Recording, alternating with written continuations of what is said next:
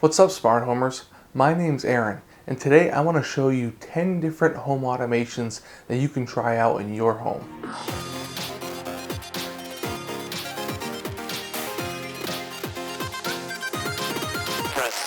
Before we start, I just want to say thank you to everyone who subscribed to this channel. We just hit 400 subscribers, and I'm super pumped that you guys enjoy the content I'm making. After watching this video, please consider liking it if you enjoy what you saw, and if you're new, please subscribe. Okay, let's get into it. I always enjoy hearing ideas that other people have for automations for their smart home. It helps me improve my existing automations and also add new ones. New automation ideas that have a high wife approval factor are a must-have if I want to keep building my smart home. I would love to hear some of your ideas for home automation, so please put them in the comments and I'd love to check them out. I just want to note that most of these automations require some sort of hub, like SmartThings or Home Assistant. The first automation is one that is pretty simple and actually doesn't require a hub. In our house, we don't have timer switches for the fans in our bathrooms, which are annoying in my opinion. However, this means that if someone turns the fan on and forgets to turn it off, it could stay on for potentially hours at a time. For example, maybe I take a shower and then I go out to eat, but I forget to turn the fan off. The fan is on the entire time that I'm gone. A simple automation can be made to turn the fan off after a set amount of time, let's say 30 minutes. You can just turn the fan on and forget about it, and the fan's gonna go off after a set amount of time. This automation has a high wife approval factor in my experience. This automation is so simple that it can be done right in the Tuya Smart Life app. If you have a Tuya Smart Switch, you don't need Assistant or any kind of hub to do it. This next automation that also has a decent wife approval factor is one that I've shown in previous videos. Often washers or dryers comes with tones or buzzers that go off at the end of the cycle to let you know that the cycle is complete. However, these can be annoying.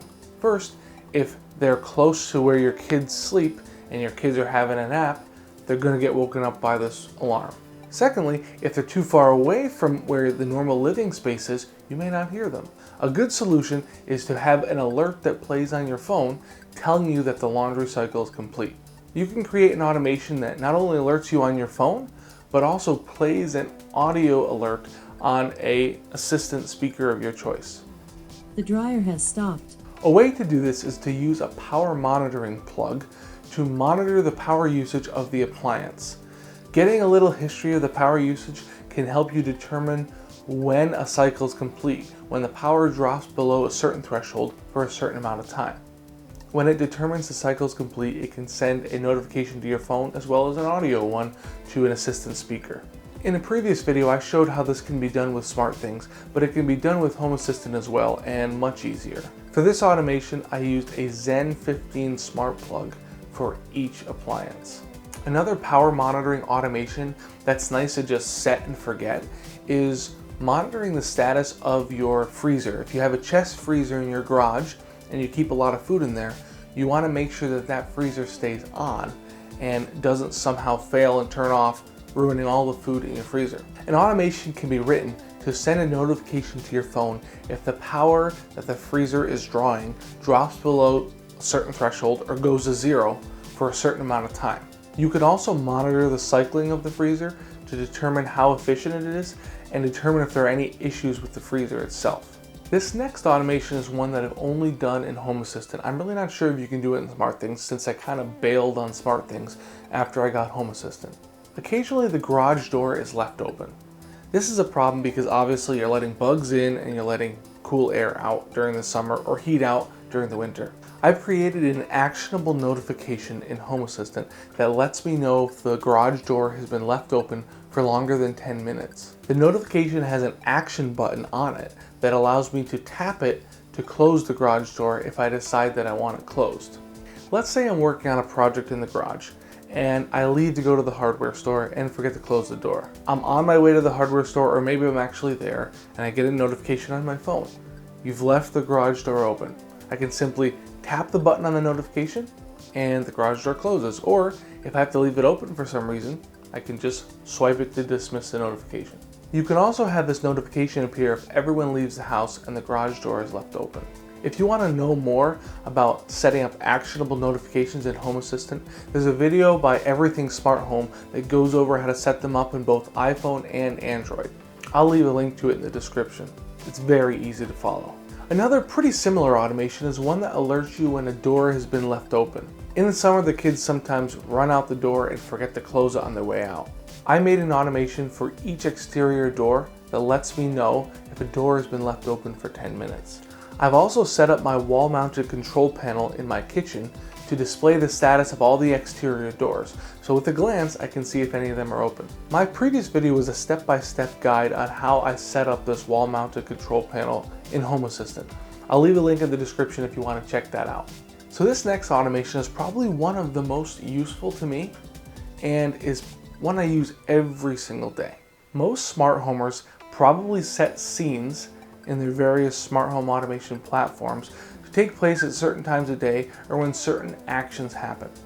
For example, we have an evening scene that takes place at 8 p.m. every day that sets all the smart bulbs to warm white rather than cool white, turns on all the night lights, and does a few other things.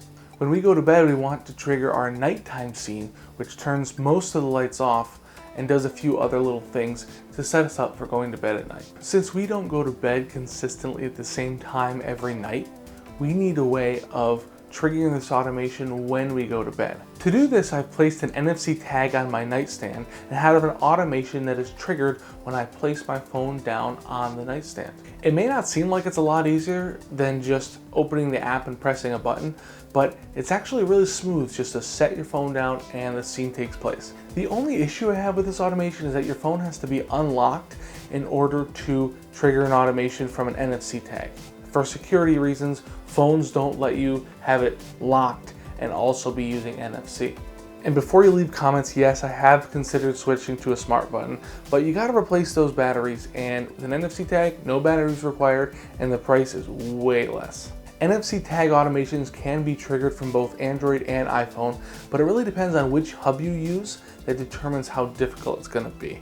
I've set this automation up with both SmartThings and Home Assistant, and Home Assistant is by far easier because it has native NFC tag support.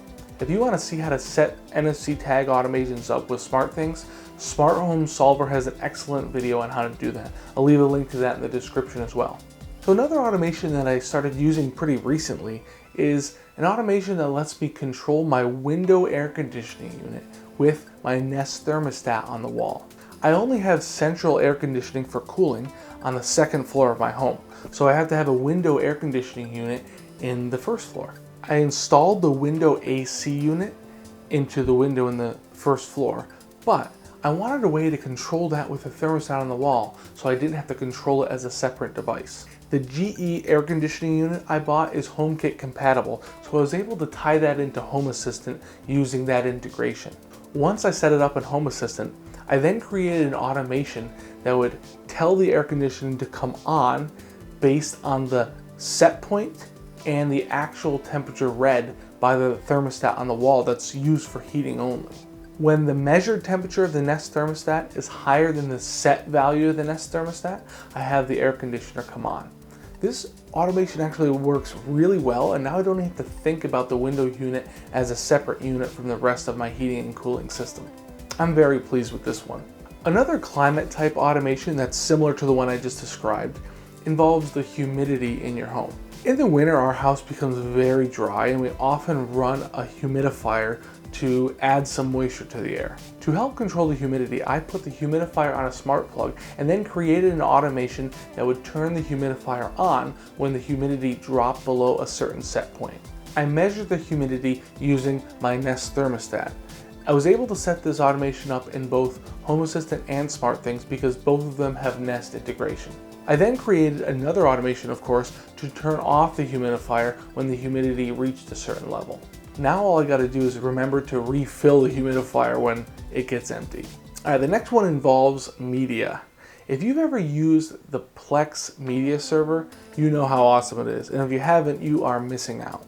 Pretty much the PLEX media server allows you to have a bunch of movies and TV shows and music and photos all on a server, and it allows you to take that and stream it to any device that you have the PLEX app installed on. One of the devices that you can stream it to is Chromecast with Google TV because it has the PLEX app in the store that you can download. PLEX also integrates with Home Assistant, so you can do some pretty cool automations. I created an automation that sets the lighting scene in the kids' media area when PLEX begins playing a movie or show. When it begins playing, all the lights in the media area go out. This is really useful because then you don't have to go over to the switch to turn the lights out once it starts playing, or pull out your phone or talk to a voice assistant. I then created another automation that turns the lights on when you pause. I set it so if the movie is paused for 5 seconds, the lights come on. This is useful because if the kids need to run to the bathroom mid-show, they can pause it, the lights come on, they can see where they're going, and then when they come back, they hit play again, the lights go out. Okay, the last one is a simple one, and it involves arming your home security system. If you have cameras that you use for security or any other security devices, you may have them automatically be armed at a certain time each evening. However, if you leave the house, you may be arming them manually every time you leave. It can make life a ton easier if you have them automatically armed if your home automation system detects that you've left the house. You would ideally want that automation to then disarm them when you return. I created an automation in Home Assistant that will arm my Blink cameras and my Alexa Guard whenever my wife and I leave the house. We used Home Assistant's zone feature and our phones as trackers to determine if we're both gone. If both of us are gone, it arms the systems. If only one of us is gone, it won't do anything. If the systems are armed and just one of us returns home, it will disarm the system. You could also have Home Assistant alert you if any doors are left open when you're both leaving the home as well. As part of the returning home part of the automation, I have it conditional because after 8 p.m. I want my cameras armed, so it wouldn't disarm them when I return. Anyway, that's all I got for you. I really hope these ideas were interesting and hope they gave you some ideas for what you could do in your smart home. If you enjoyed this video, please press the like button and then drop a comment, letting me know if you have any ideas that I didn't mention that you think would be cool, or ways I can improve the automations that I've already mentioned. I'll also be doing more videos on home automation ideas, some Home Assistant how-tos, and some tech reviews. So please subscribe if you're not, if you want to see more like that. Anyway, thanks for watching. That's all I got for you. See ya.